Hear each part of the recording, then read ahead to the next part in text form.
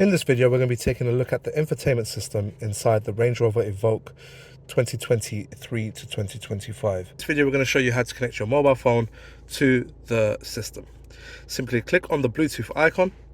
Once you're in here, click on Pair New Device. Once you go into Pair New Device, it will instruct you and tell you use your device to search for Range Rover Evoque.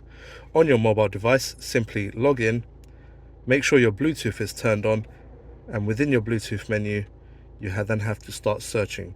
Searching should start automatically. If it doesn't, then look for where it says searching. I found Range Rover Evoque. Simply click on that, and then on your screen you should get a few prompts that come up. It will then ask me to confirm that the pin is correct. I'm going to click pair, and then I'm going to click yes.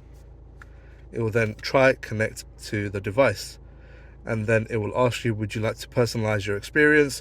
For the purpose of this demonstration, I'm just going to click no. But if it's your actual personal car and not a fleet car like we have over here, then please allow it to personalize and it will get to know you a lot better. You'll get a few prompts that come up on your phone that allow you to give it access to your messages and calls. Please make sure to click allow on both of these menus so you can access your phone contacts and everything on the device. And to actually access your phone menu, click on the phone icon, and then you'll be able to either dial out or you can actually scan through your contacts. My contacts list is made out of emojis, hence why it comes up with a bunch of squares, but then we start getting into some names. To search for a contact quickly, simply click the search all contacts and start typing a name. And as always, if you need to go back, use the back navigation button located right here.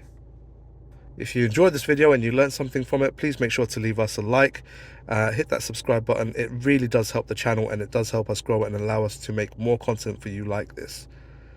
We look forward to catching you on the next one.